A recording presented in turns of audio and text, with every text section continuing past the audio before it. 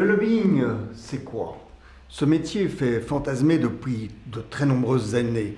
Est-ce à raison? Mais nous allons le voir avec un maître de conférence à Sciences Po qui a créé voici 10 ans à Bruxelles un cabinet, Athénora Consulting. Stéphane Desselas, bonjour. Pour vous, le lobbying, c'est quoi exactement? Je pense que c'est la première question qu'il faut se poser. Pour moi, le lobbying, avant tout, c'est une technique de communication, c'est-à-dire c'est la capacité de communiquer un message.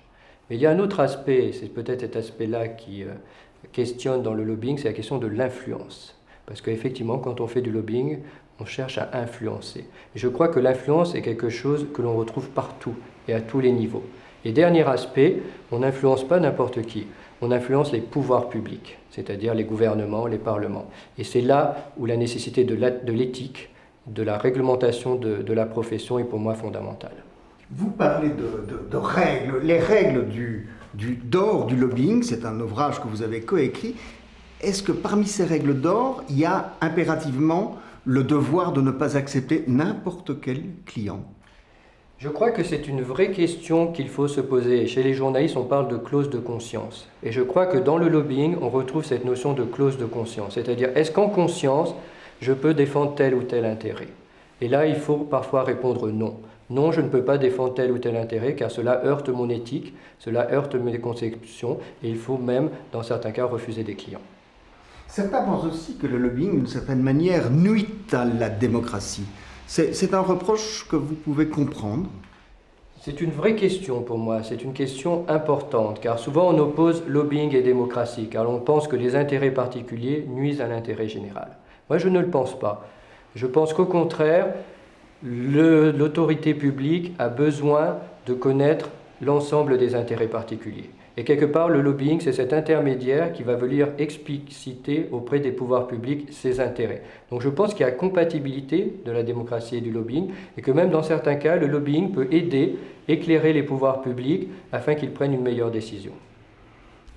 Bruxelles est la deuxième capitale la plus importante en termes de nombre de lobbyistes. Est-ce qu'il y a trop de lobbyistes à Bruxelles, capitale de l'Europe? Alors c'est vrai qu'on cite souvent les chiffres de 15 000, 20 000 lobbyistes, chiffres qui paraissent importants, deuxième capitale après Washington. Mais en fait, il faut voir que justement l'intérêt de Bruxelles, c'est la diversité des lobbyistes. Il y a des lobbyistes qui vont défendre des entreprises, mais aussi des organisations non gouvernementales. Et puis, c'est la variété des secteurs qui seront représentés. Et je pense que cette diversité et finalement cette concurrence entre lobbyistes est plutôt un avantage pour le pouvoir public qui n'entendent pas une seule voix, mais une multitude de voix et peuvent ainsi faire leur choix. Donc je pense que le nombre de lobbyistes, on parlait de démocratie tout à l'heure, est peut-être un facteur démocratique du nombre d'intérêts différents représentés. Il n'y a pas qu'un seul intérêt qui est représenté. 15 000 à 20 000 lobbyistes à Bruxelles. Combien de Français? Et existe-t-il un lobbying à la française?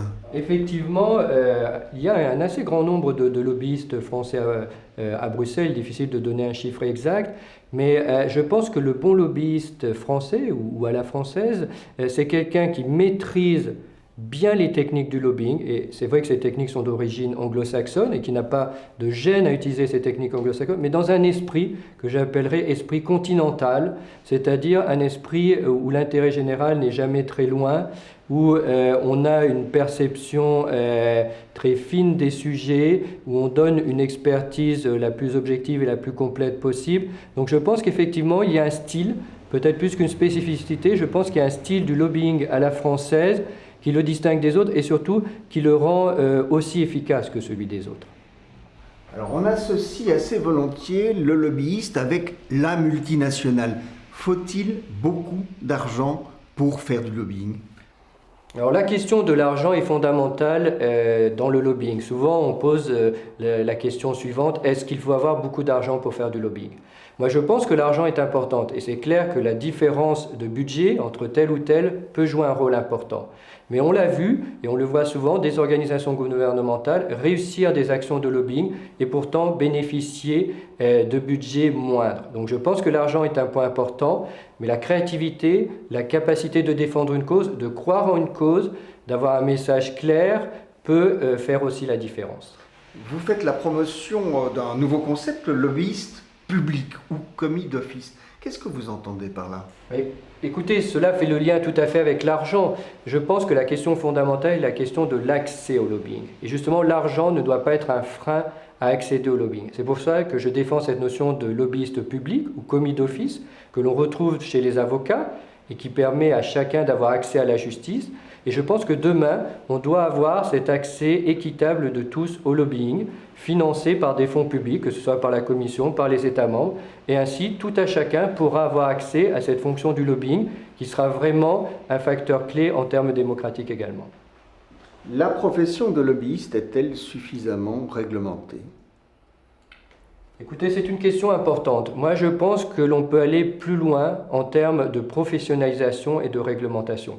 Je viens du métier d'avocat et je pense qu'un jour, on aura certainement une réglementation de la profession des lobbyistes à l'instar de celle des avocats. C'est-à-dire avec un ordre professionnel, avec des règles de bonne conduite et surtout la sanction, comme chez les avocats, des lobbyistes qui ne respectent pas ces règles et qui pourront être exclus de la profession. Donc je pense que c'est la direction vers laquelle on peut aller avec le lobbyiste commis d'office. Vous estimez que c'est au niveau de l'Union européenne que cette innovation pourrait voir le jour ou devrait voir le jour? Moi, je pense que ce serait effectivement une très très bonne chose si l'Union européenne était à l'origine de la création de ce lobbyiste commis d'office.